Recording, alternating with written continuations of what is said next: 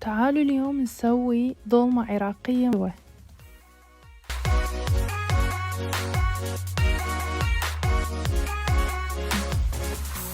طبعا بس شوفوا لي المنظر. إذا عجبتكم الوصفة لا تنسون تتابعوني، تشتركون بالقناة، تضغطون زر الجرس، وراح أتابع تعليقاتكم كلكم. أتمنى تشاركوني رأيكم بالوصفة. يلا تعالوا نبلش.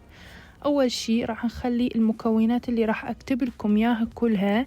طبعا نقطع نص كيلو لحم إلى قطع صغيرة، مكعبات صغيرة. نقطع بصل، ثوم، طماطة، نخلي بهارات، نخلي معجون، نخلي شوية دبس رمان وشوية زيت.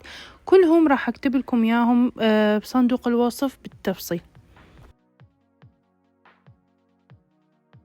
بالقاعية أنا يعجبني أخلي لحم وباقلة، الصراحة يطلع هواية طعمها طيب. نقعت الورق عنب لأن حتى يذب شوية الملوحة مالته. بعدين لفيته بهالشكل وقطعت بصل همينة بهالطريقة. همينة راح أحشيه، ويعجبني أخلي فلفل. أكو هواية ناس يعجبون يخلون بطاطا، يعجبون يخلون باذنجان، حسب انتو رأيكم. بس أنا يعجبني أخلي بس بصل وفلفل وورق عنب.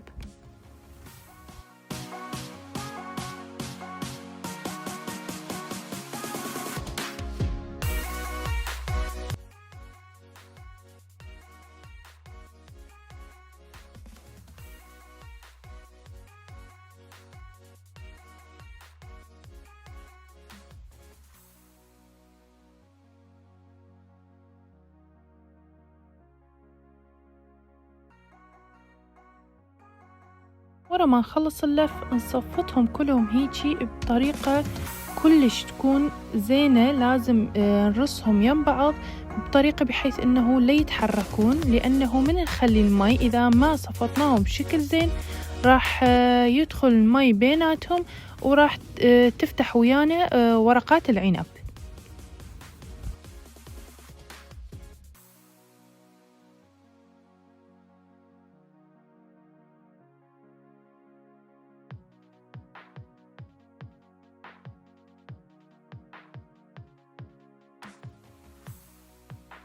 ورا ما نخلص نخلي نص ملعقة معجون، ربع ملعقة ملح، ملعقة دبس رمان، وملعقتين زيت زيتون، ونخلي ربع ملعقة ملح الليمون. بعدين نخلي قرب قلاصين إلى 3 قلاصات مي، نحركهم كل زين لحد ما يذوبوا ويانا المعجون. بعدين نضيف عليهم ملعقتين سماق. طبعا المكونات كلها راح أكتب لكم إياها جوا بصندوق الوصف، تقدرون تشوفوها من هناك بالطريقة المفصلة.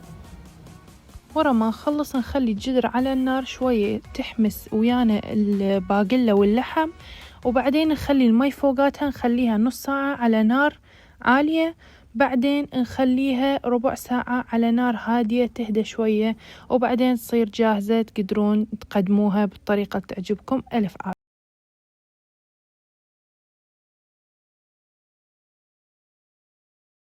وإذا عجبتكم الوصفة وتحبون الدولمة أتمنى تتابعوني وتشتركون بالقناة.